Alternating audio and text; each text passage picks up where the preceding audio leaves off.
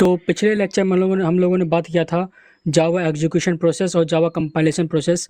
आज के इस लेक्चर में हम थोड़ा सा थ्योरी देखेंगे।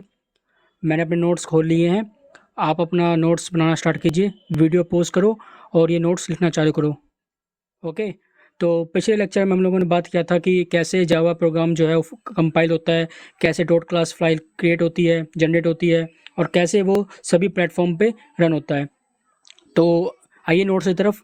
नोट्स में पहला ही टॉपिक लिखा है कि व्हाट इज़ प्लेटफॉर्म इंडिपेंडेंट। ठीक है, तो नीचे बढ़ते हैं। लिखा हुआ यहाँ पे if one application developed in one platform after that it can be run on any kind of platform is known as platform independent. The app developed by Java are platform independent. अभी हमने पिछले lecture में बात किया था कि जावा जो है प्लेटफॉर्म इंडिपेंडेंट है। कैसे है कि भाई आप कोई भी मतलब कि ये फॉलो करता है WORA, right one run anywhere. Okay, आगे बात करते हैं इसके बारे में। जावा एक प्लेटफॉर्म इंडिपेंडेंट है क्योंकि हम अगर मान लो मैं आज विंडोज़ पे कोई एप्लीकेशन डेवलप कर रहा हूँ तो वो विंडोज़ में भी, मैक ओएस में भी, लाइनक्स में भी रन कर जाएगा आराम से। बस कंडीशन ये है कि उसके अंदर JVM होना चाहिए। ठीक है, हमने पिछले लेक्चर में यही बात किया था, तो इसमें यही लिखा हुआ है। आगे बढ़ते हैं। आपने ये स्ट्रक्चर देखा था, ये स्ट्रक्चर में यहाँ पे थोड़ी गलती है। वैसे मैंने पिछले लेक्चर में आप लोगों को एक क्लियर कट इमेज दिखाई थी, आप वो इमेज बना लेना नोट्स में। तो आगे बढ़ते हैं। यहाँ पे लिखा है Java compiler does not convert the high level language to machine level language. It converts the high level language to one intermediate language which contain byte code. हम लोगों ने पढ़ा था कि जब हम प्रोग्राम को कंपाइल करते हैं, जावा कंपाइलर का नाम है जावा सी कंपाइलर।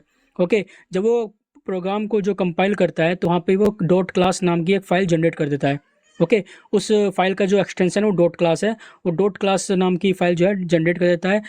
उसके अंदर जो भी होता है वो बाइट कोड या इंटरमीडिएट कोड होता है, जो कि ना हम समझ सकते हैं ना ही मशीन समझ सकती। और आगे बढ़ते हैं। The file is known as class file with the class extension dot class extension. Once file is ready it can be execute on any machine which has JVM in it. अभी मैंने बताया आपको कि हमारा जो प्रोग्राम है किसी भी मशीन में रन हो सकता है, किसी भी ऑपरेटिंग सिस्टम में रन हो सकता है, बस शर्त यह है कि उसके अंदर JVM होना चाहिए। This design makes Java platform independent और architecture neutral, but Java is JVM dependent. देखिए, यही डिज़ाइन जो जावा का है, कैसे कंपाइल करता है, कैसे रन करता है, यही इसको आर्किटेक्चर न्यूट्रल बताता है।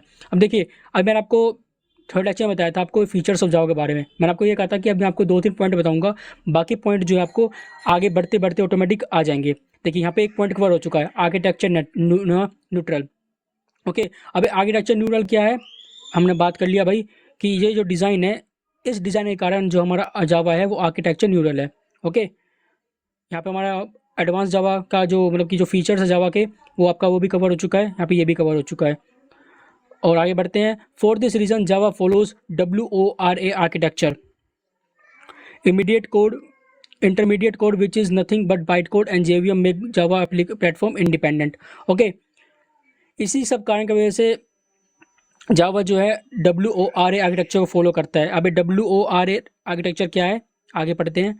WORA stands for write once run anywhere, मतलब कि एक जगह लिखो और उसको कहीं भी रन करो।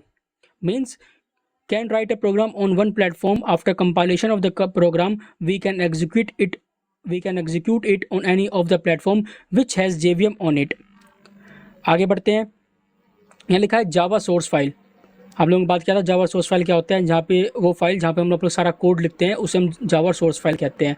तो the file generated by the programmer that consists instruction in written in Java programming language is known as Java source file. ये डेफिनेशन वगैरह आप लोग नोट्स में लिखिए, याद कर लेना, थोड़े बहुत याद करने की जरूरत नहीं पड़ेगी। अगर आपको कॉन्सेप्ट समझ में आ रहा है तो आपको खुद बना के लिख दोगे। ये जनरली आपके कॉलेज एग्जाम्स वगैरह में पूछे जाते हैं। आगे बढ़ते हैं। जावा source file should always have dot Java extension. हम लोगों ने पिछले लेक्चर में देख लिया था डॉट जावा एक्सटेंशन क्या चीज़ है। व्हाट इज़ क्लास फाइल, भाई क्लास फाइल क्या है भाई, जब कंपाइलर जब प्रोग्राम को कंपाइल करता है जावा सी कंपाइलर, तो वहाँ पे वो डॉट क्लास फाइल जनरेट कर देता है। वही लिखा है यहाँ पे, यहाँ लिखा है कि the file is generated by the Java compiler is known as class file which consist of instruction in byte code और इंटरमीडिएट कोड, ये काट रखा है मैंने, और intermediate code the extension of class file is always dot class. ठीक है, आगे बढ़ते हैं। अभी बाइट कोड क्या है।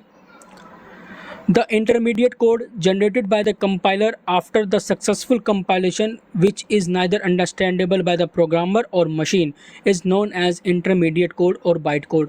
मैंने आपको पिछले लेक्चर में दिखाया था कि बाइटकोड एक्चुअली दिखता कैसा है। आप लोगों ने गौर किया होगा, डब्बा डब्बा उसका क्वेश्चन मार्क बने होते हैं, ये सारे आपको बाइटकोड है। ये ऐसा कोड है ना तो आप समझ सकते इसको, ना मशीन समझ सकती। भाई आप तो समझ नहीं सकते, आप अपने आंखों से देखो, अब बताओ मैं क्या लिखा है, आप पढ़ ही नहीं पाओगे। मशीन क्यों नहीं समझती? क्योंकि भाई हमें पता है कि मशीन सिर्फ एक ही लैंग्वेज समझती है, और लैंग्वेज है मशीन लेवल लैंग्वेज, जो कि बाइनरी डिजिट्स होते हैं, बाइनरी फॉर्म होते हैं, 0101 के फॉर्म में होते हैं।